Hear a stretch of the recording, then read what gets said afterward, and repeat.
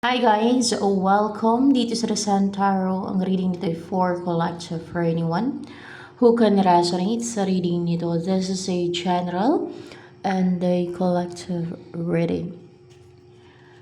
Your energy at this time.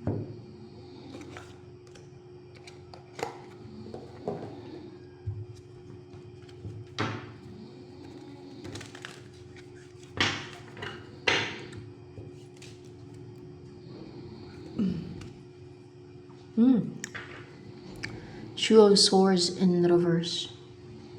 Hindi ka stuck. Hindi ka confused. Hindi clouded yung isipan mo, yung judgment mo.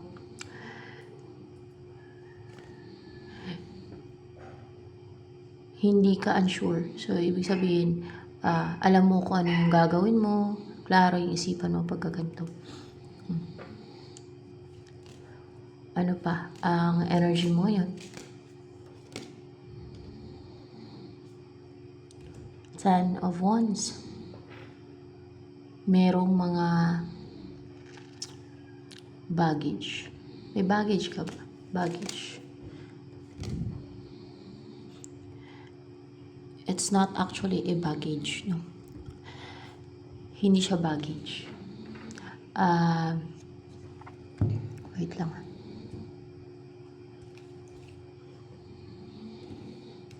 Ano yan siya? Mga ginawang scheme, tricks, deceit.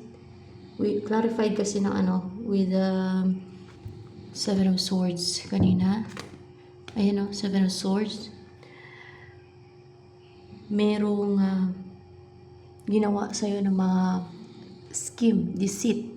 Kadalasan deceit to eh. O yung mga patago. Or pwedeng, ano yan, negative emotion mo. Negative emotion yan siya. Hindi. Ginawa talaga sa'yo ng deceit para ma-stagnant ka. You know, para matali ka, para bumigat yung pakiramdam mo, para bumagal yung galaw mo, bumagal yung kilos mo, para hindi ka maging productive, no? Yun bang purpose naman yan? Hindi. Para para bumagal yung pag-asenso mo, ganon. Tingnan natin. Hindi. Para bumagal yung pag-take mo ng action. Yung pagkilos mo nga. Yung pagkumikilos ka. Yung pagkumikilos ka. Yung pag-take mo ng action sa mga goals mo ba? Sa mga goals mo. Yes, sa mga goals mo. Alam niyo yung pag may ano ka, may ginagawa sila eh, para bumagal yung pagtitake mo ng action sa mga goals mo. Ganon.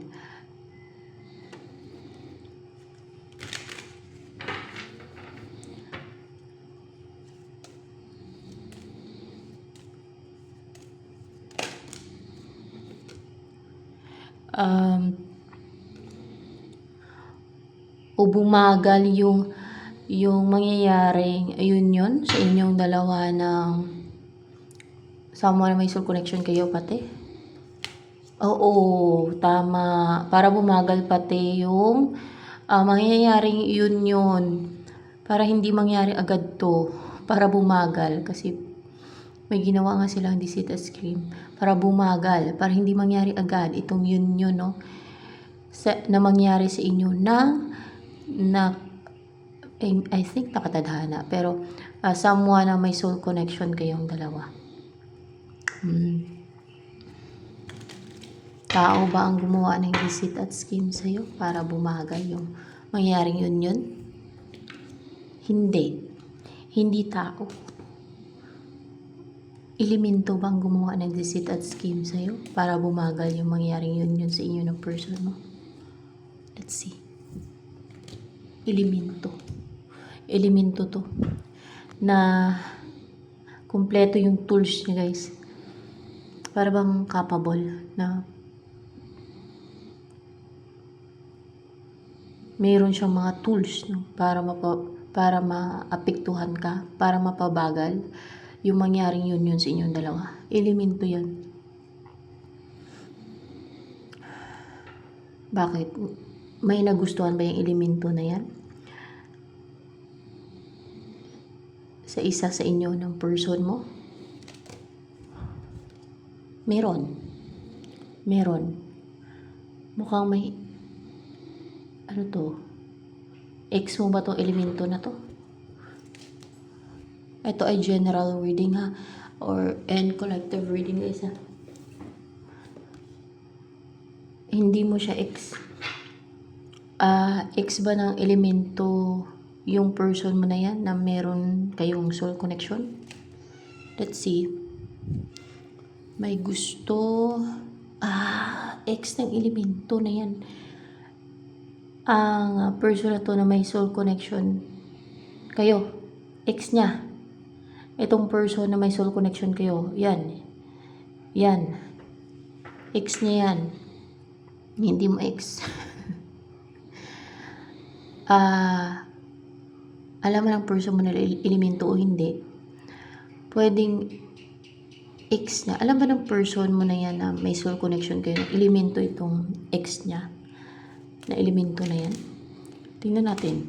Ay, alam niya. Kaya nga ang mundong to ay mahiwaga, ano? Alam niya.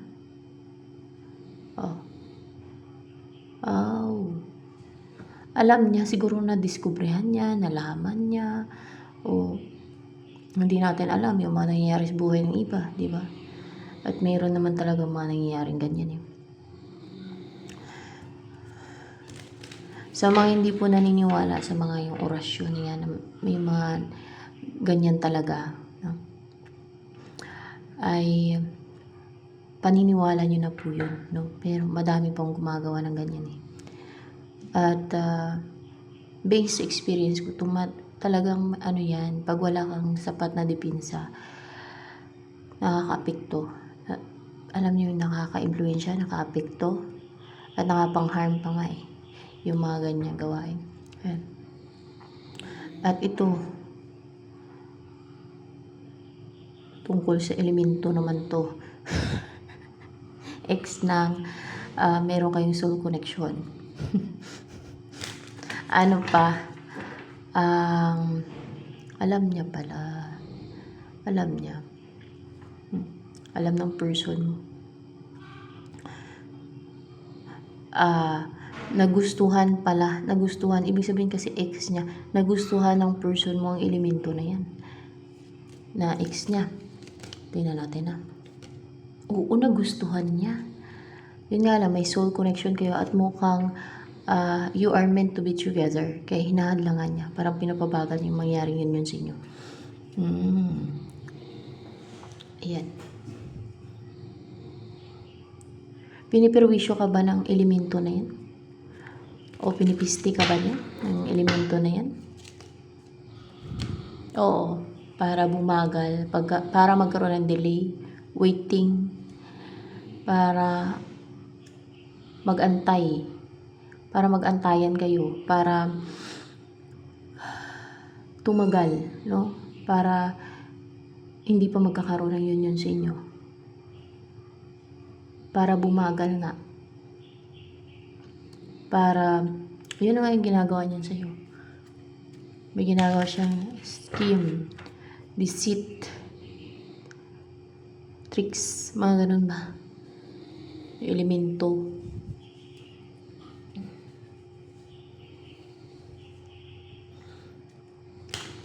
Kasi hindi mo naman makikita yan siya eh. Kaya, nagagawa niya yan sa'yo.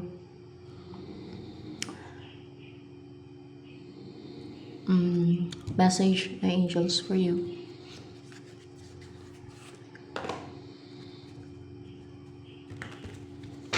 Spirits of nature yan sila. Easy does it. Ano kaya yung klaseng elemento yan? Ano kaya na elemento yung gumagawa ng scheme at deceit sa'yo? Inkanto ba yan? Elemento?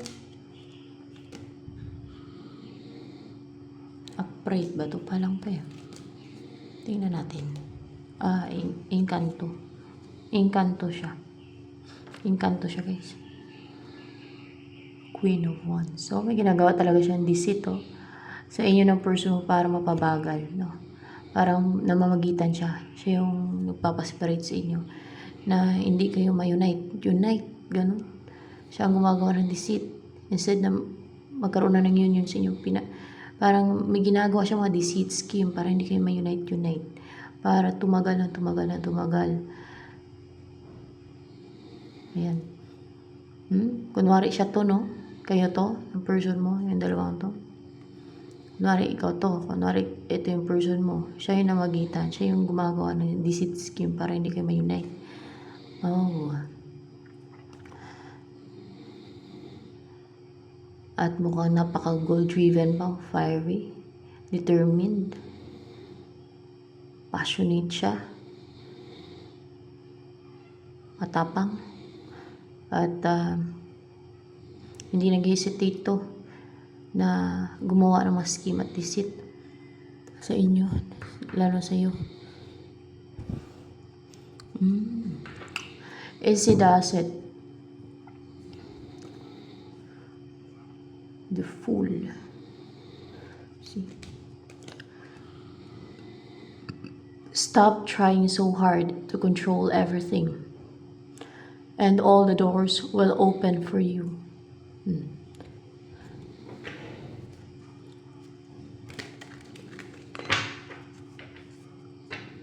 Ano yung ini-embody ng person mo na energy na meron kayong soul connection?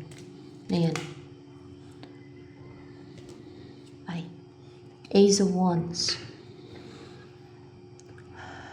Fiery, on fire, na mag-take ng action. Kahit na may parang pumipigil, oh, may gumagawa ng deceit, may snake, no? Na parang pinipigilan siya na mag-take ng action. Kaya nga nagkakaroon ng delay.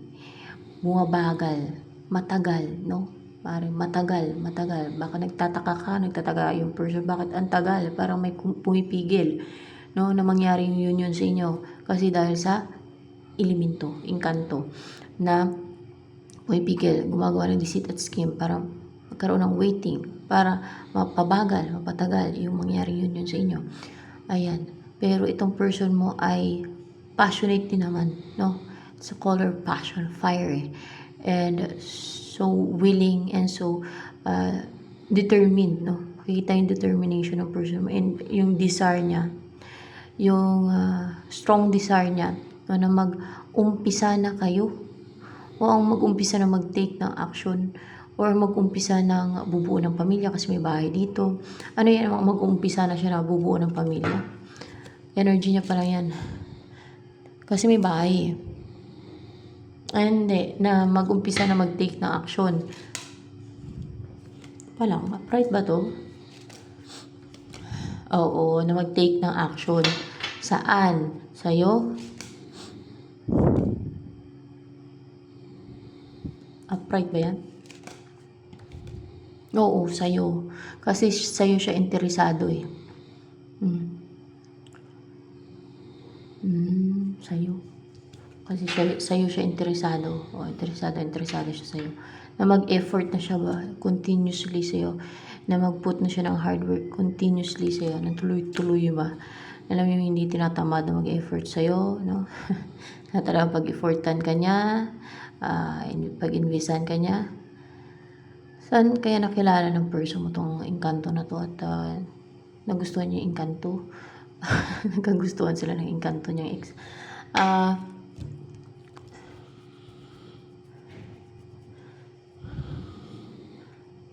Ano ang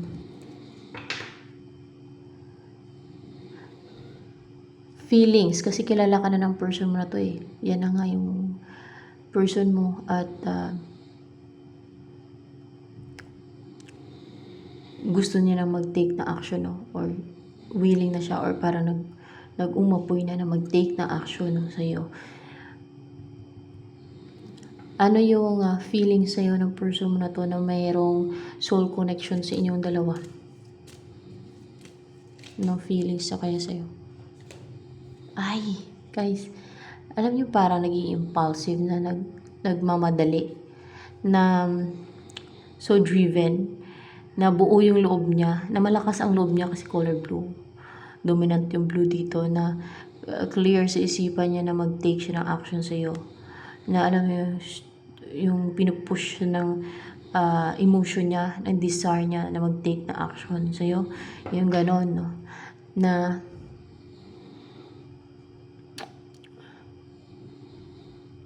parang bulldozer. Ganon. Parang yung gusto niya na mag-take na action agad na yung parang para bang gusto niya nang i-pursue ka agad, yung ganon na hindi na niya padilihin pa yung pagtitake na action, ganon.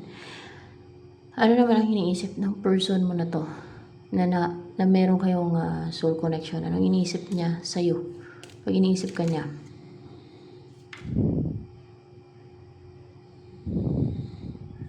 Upright ba to? Yung devil. Na merong devil na kumukontrol sa'yo. Yan ang iniisip niya. Na nagpapajuggling sa'yo.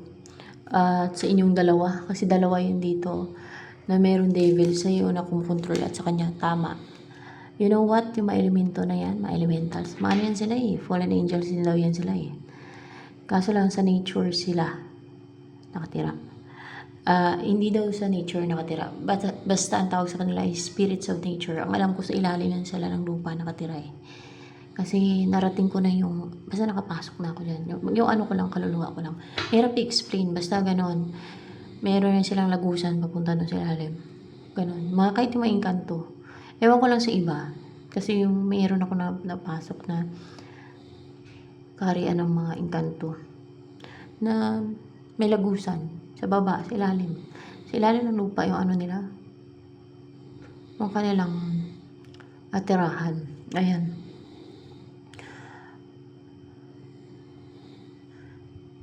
Parang alam ko lagusan lang yung mga puno.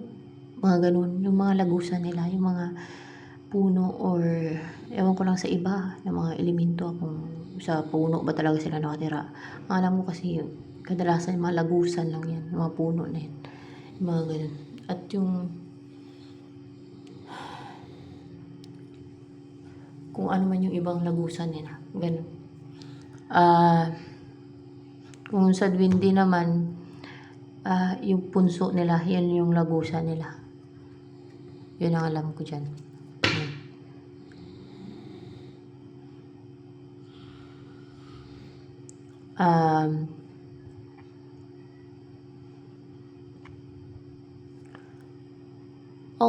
Demonyo talaga yan siya. Engkanto yan eh. Demonyo nga yan. Meron nga. Tama nga. Yung iniisip ng person mo at hindi niya, alam niya ba na ex niya na elemento ang kumukontrol sa inyo? Alam ba ng person mo na to na ex niya na elemento ang kumukontrol sa inyo?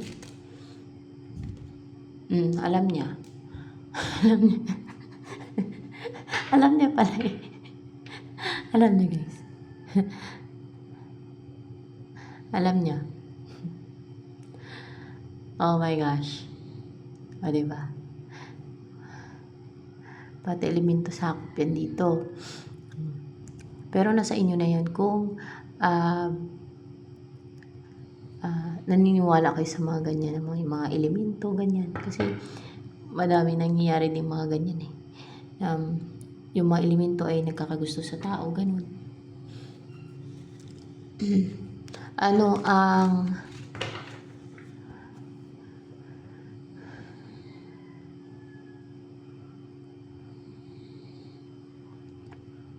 iniisip ngayon na gawin ng person mo na to towards you? Yung person mo na to na may soul connection kayo. Ano ngayon ang iniisip niyang gagawin towards you?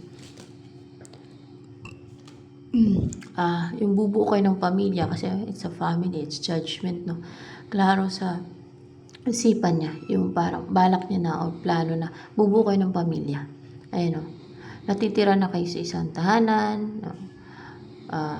Bubuo kayo ng anak, no? Magkaanak kayo, magsama kayo bilang mag-asawa, no? At magsama kayo bilang isang pamilya na. Ganyan. Ayan. Ano bang gustong sabihin sa'yo ng person mo na to na meron kayong soul connection? Ano bang gusto niya sabihin sa'yo? Gusto ka niya mapangasawa?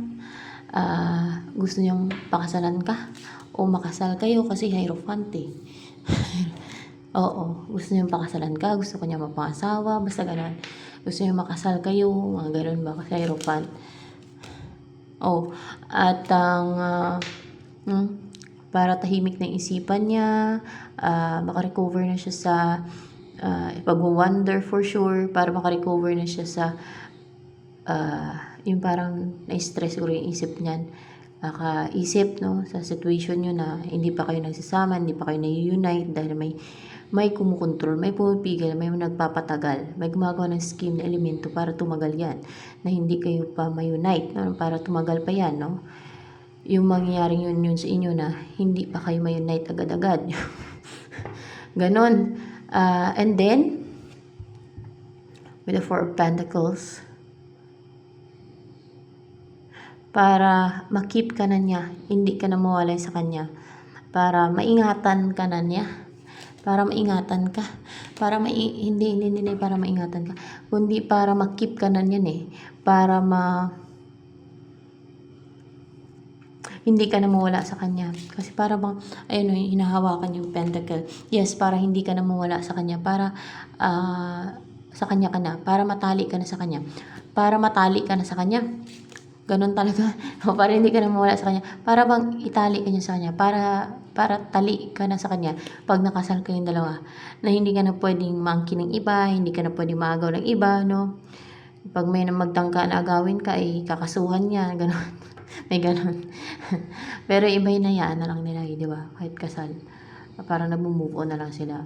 Tatanggap na lang nila na ayaw na sa kanila ng partner na kahit kasal sila. Di ba may mga ganyan tao?